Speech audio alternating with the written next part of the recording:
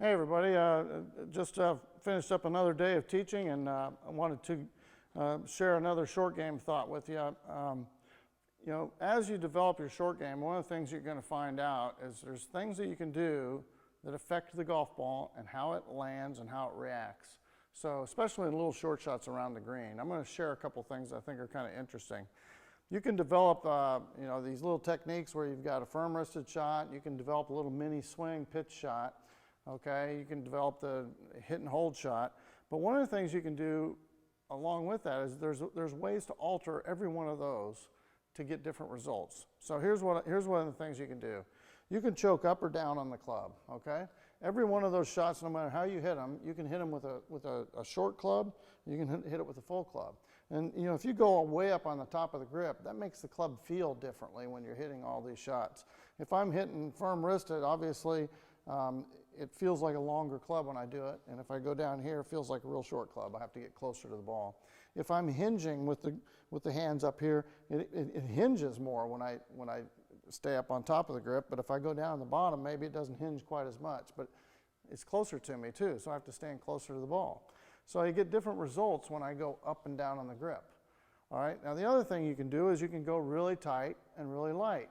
And you can get a really different result like that too. So if I grip it really, really firmly, and I'm hitting a firm wristed shot, I can get a real hard release. It's not like the ball just takes off and rolls really hard if I grip it hard like that. Now if I do the exact same shot with really, really soft wrist, obviously all of a sudden my hands hinge a little bit more, and I get a completely different shot on the green. So now you've got a couple different ways to alter shots. You can choke up and come up and down on the grip. You can hold it light or really, really soft. And I'm talking about, you know, you can just dead hand it. Just put your hands on there and feel like you're barely holding it. You can get some really interesting shots doing that. Now these are the type of things you can get out there and experiment, get around the green and try something where you grip the daylights out of it. Just squeeze it as hard as you can and hit a shot. See what happens. See how it reacts on the green. And then get out there and just like you're just about ready to let it drop out of your hand and just hold it and hit little shots, little wristy shots, or a little bit, you know, you can even hold it really light and try not to move your wrists at all, but hold it so light. And you'll see that ball comes off completely differently, or completely different than normal.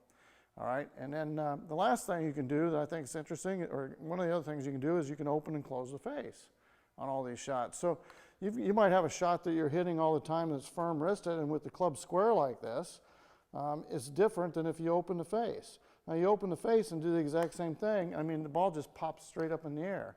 Now if I do the exact same thing with the face closed, all of a sudden it takes off and rolls hard and goes way across the green.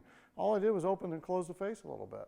All right, so you can experiment with all your different shots with up and down on the grip, soft and hard, grip pressure, open and closed face. And then the last thing you can do is you can try it with back in the stance versus up in the stance, back in the stance versus up in the stance. So all these shots react differently with all of those four ways that you can change them, okay? So go out there and play around with your short game shots. Try up and down on the grip, lighter and softer grip pressure. I mean, we're talking real tight versus really light, all right? And then open and closing the face, and then putting it up and back in your stance. This will give you a lot of understanding of how to get the ball to do what you want it to do. Because if you go practice this stuff, what's going to happen is you're going to start putting all of this information into your brain.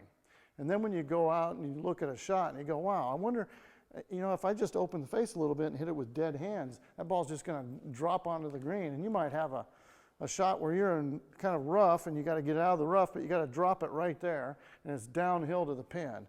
And you might say, oh, I'll just hit that with like the really soft hands, really soft, and just drop the club in there, and you'll get the result that you want.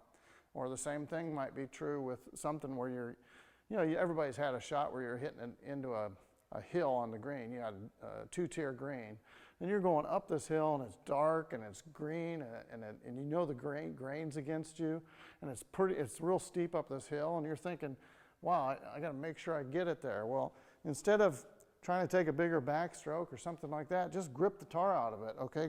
Squeeze it really tight, and then give it a little bit of hips like that. You won't have to swing back very far.